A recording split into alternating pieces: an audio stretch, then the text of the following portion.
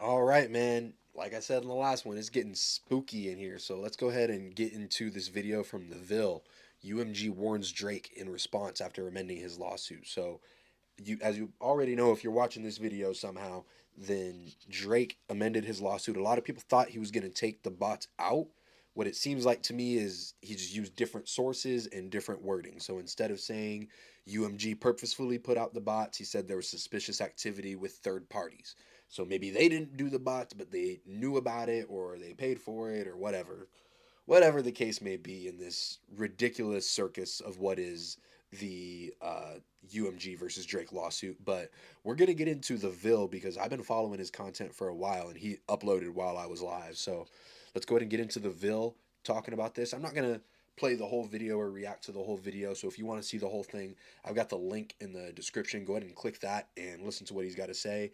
I just want to maybe get the beginning, kind of see what he has to say about this, and then maybe get into where he's talking about some tweets over here. So let's go ahead and get into it. So recently, Drake had to amend his complaint. Originally, he had submitted a complaint in regards to Yeah, I just talked about that. the string farm allegations were something that Drake was constantly trying to push, was constantly trying to say was happening, and eventually the judge had told them to remove it by Rule 11. So they had to remove the string farm allegations that they had put here as a reference, as you could See, but they just took out the part where it says exposed by DJ academics and a hacker.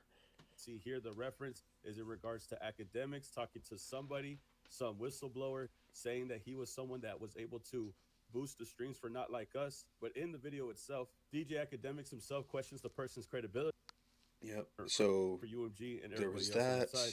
The fact that Drake's lawyer had to sit there and watch a 40-minute clip of academics talk to this guy and they academic was the Grammys and something that occurred at the Grammys. Drake brings up the time where Lucien Grange was Talking about the Lucy and Grange high five, Dr. Dre. That's hilarious. I want to get into the new source for the bot allegations. Here we go. very hilarious, was Joe Budden. He decided to mention the Joe Budden podcast. In this amended complaint, he says in June 2024, one podcast host stated, "Not only do I not care that he, Kendrick Lamar, used bots, but I knew he did."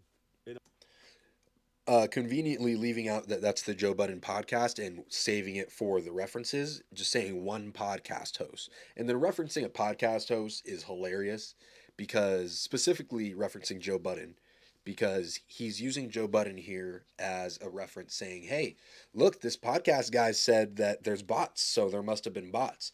But the funny thing is that Drake literally said in his song sarcastically, "Talk about him liking young girls, it's a gift for me." Heard it on the Budden podcast, it got to be true. So which one is it? Are they a reliable source or are they not? Like you're contradicting yourself all over the place in this thing, man. in a And your podcast lawyers should video know that. posted to his YouTube channel on June Insane. 23rd, 2024, he continued, "Y'all didn't know that Kendrick used bots? You thought that this was just the first time, miraculously, that a Drake record ever had more dislikes than likes?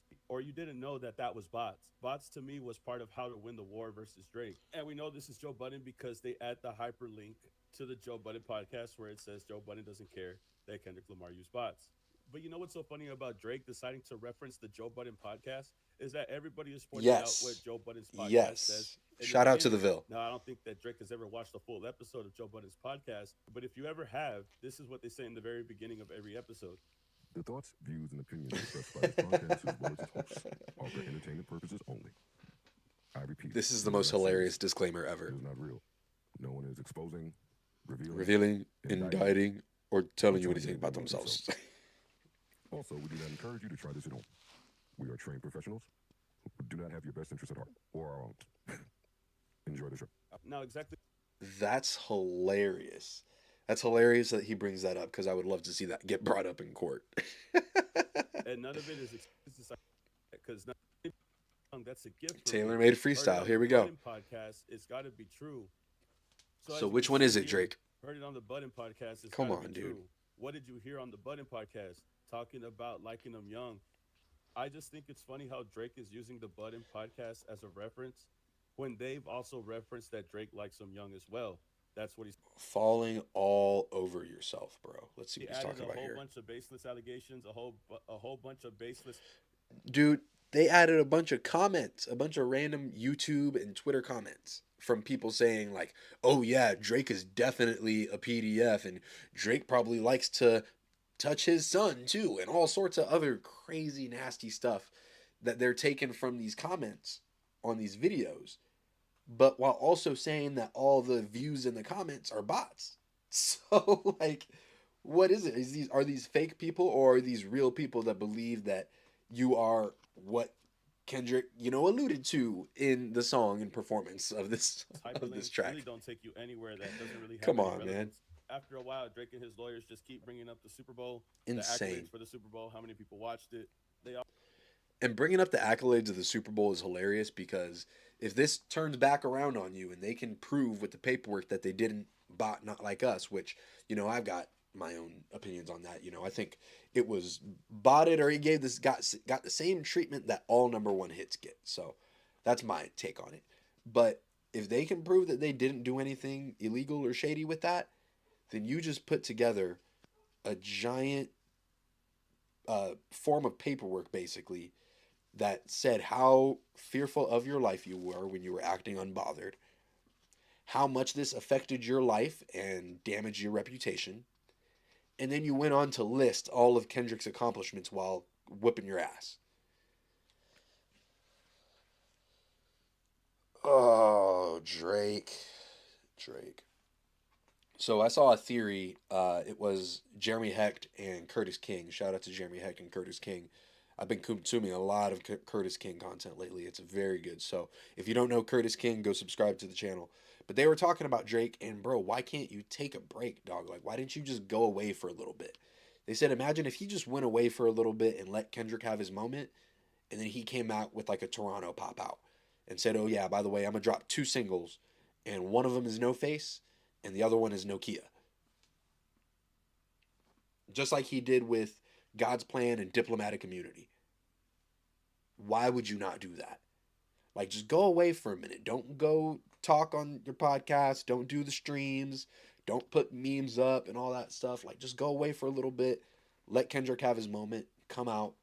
No Face rapping and responding to the beef and everything that's going on.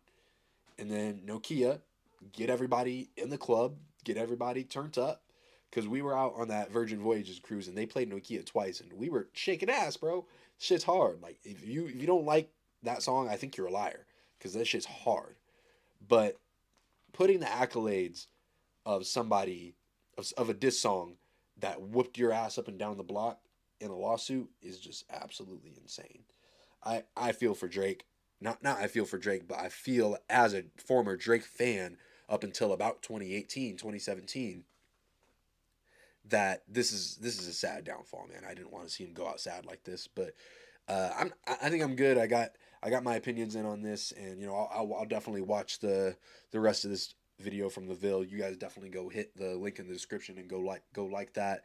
Go show it some love in the comments, and I don't know if I'm gonna stream anything else today. We'll see if anything happens or if there's any other music I need to react to, but we'll see you guys on the next one. Peace.